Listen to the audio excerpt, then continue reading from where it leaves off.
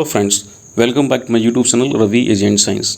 Friends, आज के इस लेक्चर में हम बीएससी एजी 7 सेमेस्टर के एक subject agro forestry and social forestry इस सब्जेक्ट टाइटल से कुछ इंपॉर्टेंट एमसी टाइप के क्वेश्चंस को डिस्कस करने वाले हैं। साथ ही वो लेक्चर को स्टार्ट कर रहे हैं, पर स्टार्ट करने से पहले जैसा कि हम अपने वीडियो की स्टार्टिंग में आपसे रिक्वेस्ट करते हैं कि अगर आप फर्स्ट टाइम इस चैनल पर विजिट कर रहे हैं तो चैनल को सब्सक्राइब कर लें, बेल आइकन को प्रेस कर लें और ऑल नोटिफिकेशन को ऑन कर दें, जिससे कि जब भी कोई हम नया लेक्चर लेकर आएँ तो उसकी नोटिफिकेशन आपको सबसे पहले मिल सके। आइए लेक्चर को स्टार्ट करते हैं। तो पहला क्वेश्चन जो आप स्क्रीन पर देख पा रहे हैं, एग्रो फॉरेस्ट्री या सोशल फॉरेस्ट्री से जो है वो है, भारत में मैंग्रोव वनस्पति मुख्यतः पाई जाती है। तो एमसीक्यूज टाइप के क्वेश्चन हैं। तो आपके ऑप्शन हैं कि सुंदरवन में पाई जाती है मैंग्रोव वनस्पतियाँ, कच्छ के रण में पाई जाती हैं, या मालाबार तट पर पाई जाती हैं, या दंडकारण्य में। तो साथियों, जो आपका ऑप्शन नंबर ए है ये आपका करेक्ट ऑप्शन है।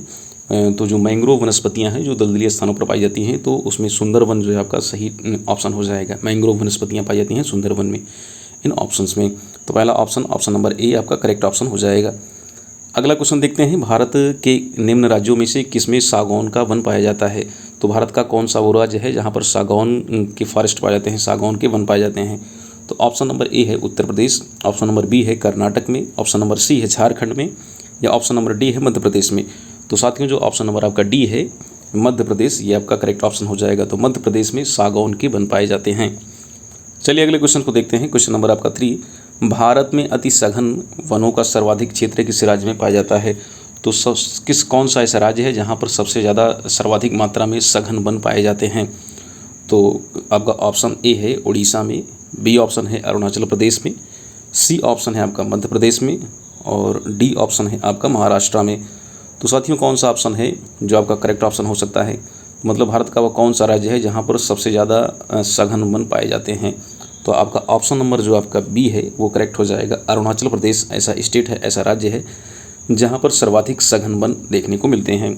चलिए अगले क्वेश्चन की तरफ मूव करते हैं। क्वेश्चन नंबर 4 को डिस्कस करते हैं। तो हमारा क्वेश्चन नंबर 4 है, नीलगिरी पहाड़ियों में पेड़ की सामान्य जाति है।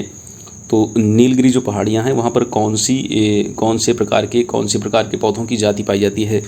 तो वहाँ पर जो है साल पाए जाते हैं, या सागौन पाए जाते हैं, या सागौन पाए जाते हैं, या यूकेलिप्टस पाए जाते हैं। तो जो नीलगिरी की पहाड़ियाँ हैं वहाँ पर मुख्य रूप से किस पौधे की जाति आपको सामान्यतः देखने को मिलती हैं। तो कौन सा ऑप्शन सही हो सकता है। तो आपका ऑप्शन नंबर जो सी है सागौन, ये आपका करेक्ट ऑप्शन हो जाएगा।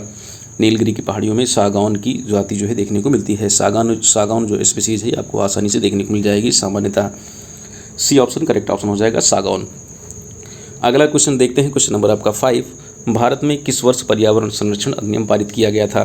तो आपका ऑप्शन नंबर ए है 1986 में, बी ऑप्शन है 1996 में, सी ऑप्शन है 2014 में, या डी ऑप्शन है आपका 2004 में। तो कौन सा ऑप्शन सही है। क्वेश्चन नंबर 5 जो है आपका क्या है क्वेश्चन कि पर्यावरण संरक्षण अधिनियम कब पारित किया गया था।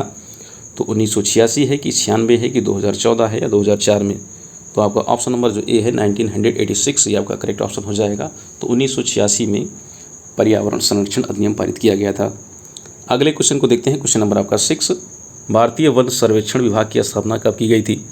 ऑप्शन नंबर ए है आपका 1988 में, ऑप्शन नंबर बी है 1985 में, ऑप्शन नंबर जो सी है वो है 1981 में, और ऑप्शन नंबर डी है 1983 में। तो कौन सा वो वर्ष है जब भारतीय वन सर्वेक्षण विभाग की स्थापना की गई थी। तो आपका ऑप्शन नंबर जो सी है 1981, ये आपका करेक्ट ऑप्शन हो जाएगा। 1981 में भारतीय वन सर्वेक्षण विभाग की स्थापना की गई थी। अगला क्वेश्चन देखते हैं। क्वेश्चन नंबर आपका 7, वनों की सुरक्षा के लिए किस वर्ष सरकार द्वारा नीति की घोषणा की थी। तो वनों की सुरक्षा के लिए कौन से वर्ष में सरकार द्वारा नीति की घोषणा की गई थी, एक पॉलिसी की घोषणा की गई थी। तो कौन सा वर्ष था।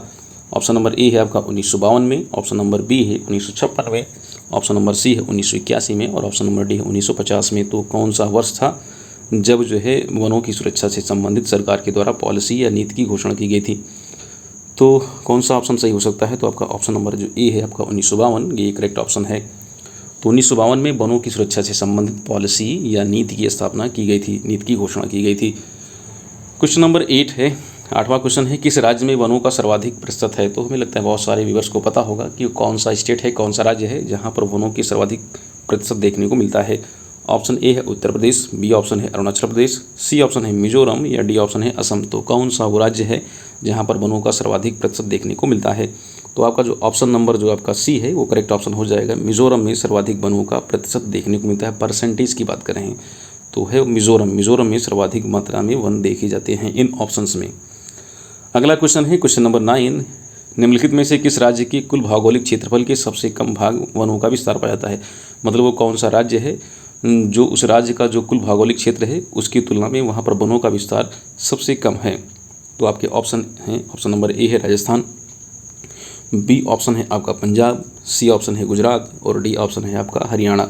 तो कौन सा राज्य है जहाँ पर उसका जो कुल भौगोलिक जो टोटल जियोग्राफिकल जो उसका एरिया है उसका जो है सबसे कम मात्रा में वनों का प्रतिशत पाया जाता है, वनों का विस्तार पाया जाता है। तो आपका जो ऑप्शन नंबर बी है पंजाब, ये आपका करेक्ट ऑप्शन हो जाएगा। यहाँ पर उसके कुल भौगोलिक क्षेत्र का जो वन का प्रतिशत है वो बहुत ज़्यादा कम होता है। पंजाब आपका ऑप्शन नंबर बी करेक्ट हो जाएगा। आगे चलते हैं, क्वेश्चन नंबर 10वां देखते हैं। देश में सर्वाधिक वन क्षेत्र किस राज्य में है। तो कौन सा राज्य है जहाँ पर वनों का सबसे ज़्यादा प्रतिशत देखने को मिलता है। सर्वाधिक वन क्षेत्र किस राज्य में पाया जाता है। ऑप्शन नंबर ए है छत्तीसगढ़ में, बी ऑप्शन है मध्य प्रदेश में और सी ऑप्शन है मिजोरम और डी ऑप्शन है आपका अरुणाचल प्रदेश में। तो इन ऑप्शंस में वो कौन सा ऑप्शन है जहाँ पर सर्वाधिक मात्रा में जो वन क्षेत्र पाया जाता है। तो अभी हमने जस्ट ऊपर पढ़ा था तो उसमें हमने मिजोरम को पढ़ा था, लेकिन उस ऑप्शंस में जो है मध्य प्रदेश नहीं था। तो इसमें जो ऑप्शन हो जाएगा आपका मध्य प्रदेश वो करेक्ट ऑप्शन हो जाएगा। तो मध्य प्रदेश में सर्वाधिक मात्रा में वन क्षेत्र देखने को मिलता है, बी ऑप्शन आपका करेक्ट ऑप्शन हो जाएगा। आगे चलते हैं, क्वेश्चन नंबर 11 को डिस्कस करते हैं। एक मिनट जरा क्वेश्चन को थोड़ा नीचे कर लेते हैं। क्वेश्चन नंबर 11 है, पश्चिम हिमालय संसाधन प्रदेश के मुख्य संसाधन कौन से हैं। तो जो पश्चिम हिमालय संसाधन है में प्रदेश का जो मुख्य संसाधन किसे माना जाता है। तो माना जाता है धात्विक खनिज को माना जाता है, या बी ऑप्शन आपका वन को माना जाता है, सी ऑप्शन आपका कार्बनिक खनिज को माना जाता है, या डी ऑप्शन आणविक खनिज को माना जाता है।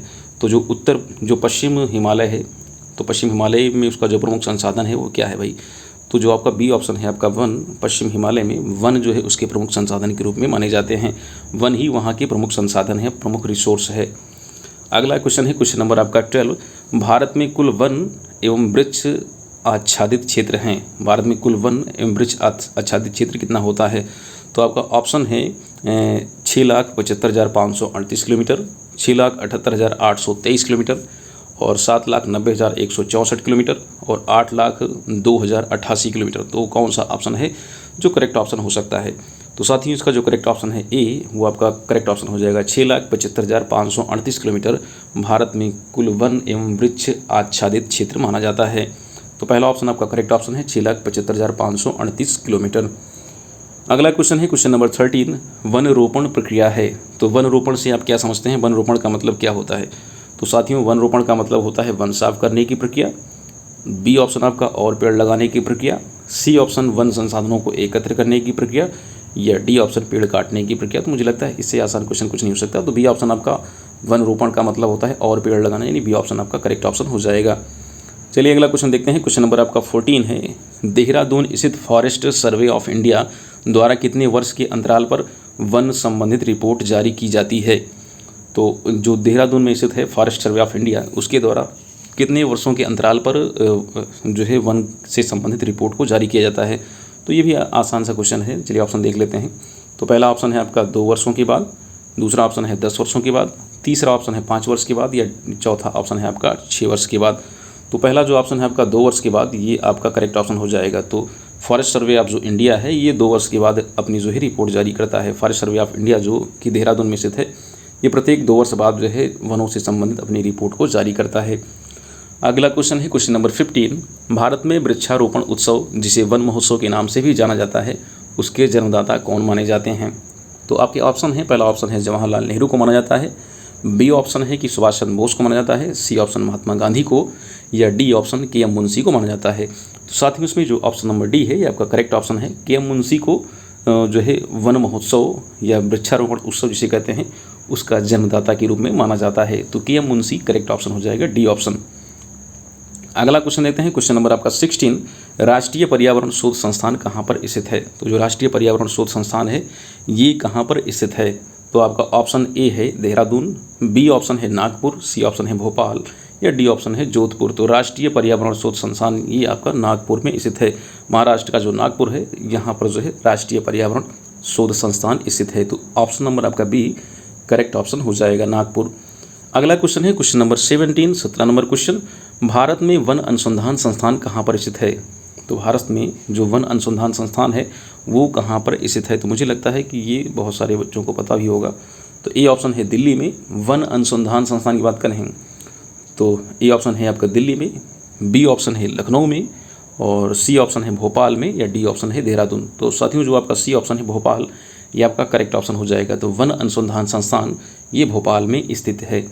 अगला क्वेश्चन है क्वेश्चन नंबर 18, 18 नंबर का क्वेश्चन जो आपका, तो भारतीय वन सर्वेक्षण विभाग का मुख्यालय कहाँ पर स्थित है? तो भारतीय वन सर्वेक्षण विभाग जो है डिपार्टमेंट है, इसका जो मुख्यालय है, हेडक्वार्टर कहाँ पर है? आपका ऑप्शन है ऑप्शन ए भोपाल में, बी ऑप्शन नागपुर में, सी ऑप्शन आपका देहरादून, या फिर डी ऑप्शन आपका नई दिल्ली। तो साथियों जो ऑप्शन नंबर आपका सी है देहरादून, वो भारतीय वन सर्वेक्षण विभाग का मुख्यालय देहरादून में स्थित है। अगला क्वेश्चन है क्वेश्चन नंबर 19, केंद्र सरकार द्वारा नई वन नीति की घोषणा किस वर्ष में की गई थी?